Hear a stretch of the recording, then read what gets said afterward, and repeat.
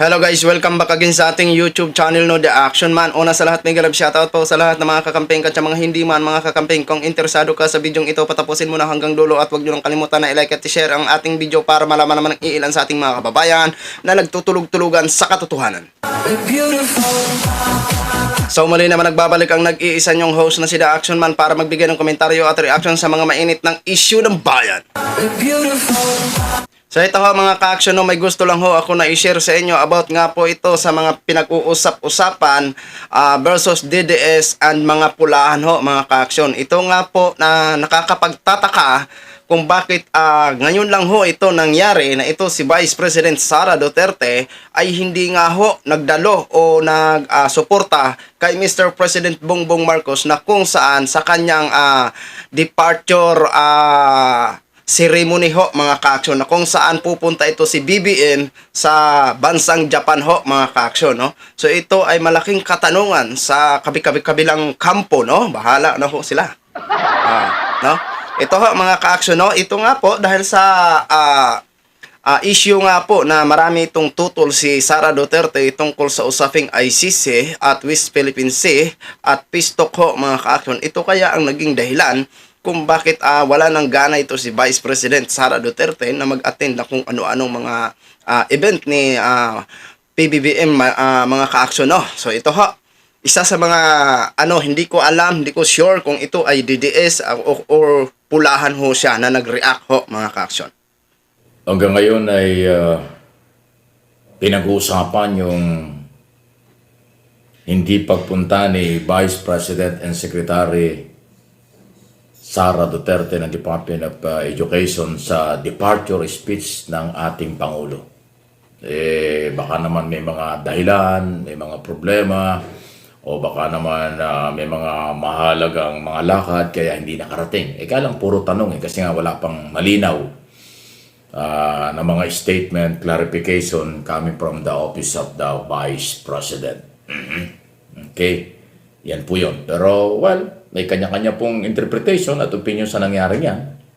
At nagtataka lang ang maraming tao dahil nga sa dati sa lahat ng mga pag-alis ng Pangulo nandyan ang paghahatid ng Vice President at saka member siya ng gabinete. Okay? Abangan natin. Marami ho kasi mga nangyari before na kaya ho mapapag-usapan. Sana ay maging malakas pa rin ang relasyon ng dalawa. Importante yung relasyon po ng Pangulo at ng pangalawang Pangulo para sa ekonomiya, seguridad ng ating bansa. Yung internal at external security, mahalaga yun. Kaya alam mo, lately may mga naglabasang issue na parang hindi sang-ayon ang pangalawang Pangulo sa ibang mga pinag-uusapan. Ganun pa man, expected natin na dahil magkakaiba kasi ang political party nila Nagkaroon lang sila ng unity ng 2022 pero alam naman natin maraming political party ang dito sa ating bansa. Ang Pangulo ay Partido Federal, si Speaker Romualdez ay Lakas CMD, si Vice President ay Hugpong Pagbabago na kung di tayo nagkakamali, may mga taga Mindanao na membro ng Hugpong Pagbabago na sumama sa Lakas CMD at sa mga congressman. Majority na ng mga congressman ay kaalyado ng Lakas CMD at saka ng Partido Federal. So, yun po yung namamayagpag ngayon. Na hindi naman yan na bago na talagang buhay at style ng mga politiko. Nagpapalit ng administrasyon, naglilipadan o lumilipat doon sa incumbent president. Well, baka hindi matanggap yun ng iba, pero yun ang nangyari. So, abangan natin kasi pagpasok ng bagong taon, 2024, by October, filing na po ng another certificate of candidacy para po sa mga kandidatong 12 senador at saka po mga local executive. At yung pong eleksyon natin sa 2025, yan ang bihikulo, yan po ang magiging daan para kung sino ang kakampi at mananalo dyan na kailang mapapakinabangan at magagamit sa 2028 presidential, vice presidential at national and local election. Yan po yun. Kaya itong 2025 election, hindi po pang karaniwang election ito. Kasi pag nakuha ng kasalukuyang gobyerno ang majority ng mga senador, safe at malakas ang kailang partido sa 2028. Pagka naman nakuha ng kampo ni Vice President o halimbawa oposisyon ang majority ng 12 senador sa 2025 election, yan ay magiging malakas na bihikulo o pwersa para sa 2028 election. Ganun po yan eh. Pero ganun pa man, mas maganda siguro na unahin nila yung para sa bayan. Dito sa issue ng West Philippine Sea, hindi natin pwedeng iwanan ito eh. Kasi ako naniniwala, dapat ito yung pagtulong-tulungan, panindigan ng mga gustong maghawak ng kapangyarihan at naghahawak sa kasalukuyan ng kapangyarihan. Dahil tayo po ay sinasakop, pinakikialaman ng People's Republic of China. Hindi naman pwedeng manahimik diyan sa isyong yan tapos gusto nyo maghawak ng mga sensitibong posisyon sa pamahalaan. Paano naman ang taong bayan? Kung sakaling manalo kayo at mapwesto pagkatapos hindi naman kayo nanindigan sa teritoryo, anong ibig sabihin yan?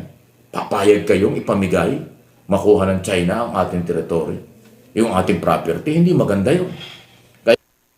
So yun na ho mga ka-action, narinig na po natin at napanood na po natin. Sobrang haba ho ng video. Doon lang ho tayo sa pinaka-importante na kanyang binigyan ng reaction ho mga ka-action. No? Okay.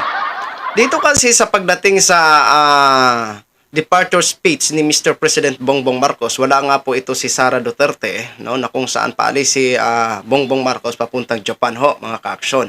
Okay. Ang unit team kasi mismo na sa bibig ni Sara nang galing nung nagkaraan na in-interview siya kung ano ang masasabi niya sa lamat ng unit team.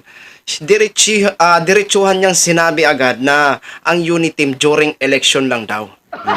Ngayon na nakapang-upo na sila, kailangan nilang magkaisa para solusyonan ang mga malalaking problema na kinakaharap ng bansa natin. Pero bagkos hindi naman po nasusolusyonan. Bagkos ang nakikita ho natin dyan sa gobyernong ito, sa administrasyong ito, bangayan dito, bangayan doon. Which is, totoo po yan. Nakikita ho ng ating mga mata at naririnig po ng ating tainga. Okay? At saka siguro, ito si Vice President Sara Duterte, talagang siguro nagtampo ito masyado. Siguro may kunting pagtatampo nga ho ito si Sara kay Mr. President. Gawa nga ho na si Mr. President Bongbong Marcos is maka-US. Maka-US kasi US naman talagang gusto ni Alam naman ho natin ito si Sara Duterte na maka-China like papa niya. At saka tutol pa rin sa face talk ito si Sara. At tutol sa usaping ICC. Kasi nga po, bakit hindi siya tututol sa ICC? Isa sa mga kandidato na iimbestigahan ng ICC. Kaya, maiintindihan natin siya kung bakit siya tutol sa ICC. Di ba?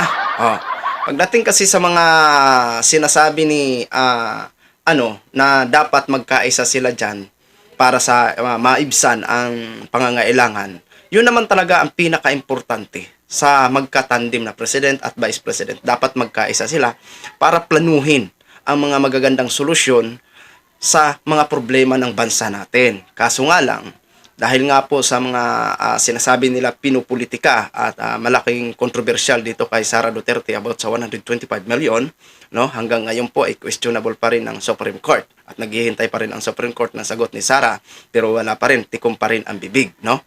Alam naman ho natin, tama po yung sinabi ni sinong pangalan nun ng content creator na to na paano na lang kung siya maging presidente, ngayon pa nga lang hindi na daw marunong manindigan at hindi kaya ipagtanggol ang bansa natin. Which is totoo po yun. Kailan ba nagbigay ng reaction o comment ito si Sara Duterte sa kasagsagan at madalas na pambababoy at pambubuli at panghaharas ng mga China Coast Guard? Wala ho tayong narinig mga ka-action. Yan ba yung gusto nyong maging leader sa inyo na mga DDS kayo? Yan ba yung gusto nyo na ang bansa natin hindi man lang niya kayang ipagtanggol? Maliwanag pa sa sikat ng araw na ito si Sara Duterte, wala siyang pakialam na kahit inaagaw na ang sarili nating bakuran. Tikom ang bibig pa rin hanggang ngayon. Kaya, kung sakali man halimbawa maging majority ang panalo ng mga senador sa darating na 2025, halimbawa opposition ang maging majority, hindi pa rin natin masabi na, kasi sabi niya mas malakas daw ang mga majority. Hindi pa rin natin masabi hanggat ang Smart Magic ay ang namumuno si Garcia, wala pa rin tayong tiyak na kasiguruhan ng ating mga manok ay mananalo. Oo, diba? Kaya ito na lang ho ang gawin natin. If ever man na tumakbo si Attorney Leni Robredo, nandito pa rin ang full support natin para ibuto siya sa pagkasenado, di ba? So yun lang ho mga ka-action, mga kakamping knobing, share ko lang ho sa inyo. Maraming salamat po sa ating mga viewers, Luzon, Visayas at Mindanao all over the world. Ako po ang inyong lingkod, si The Action Man. Have a good day, everyone. Beautiful.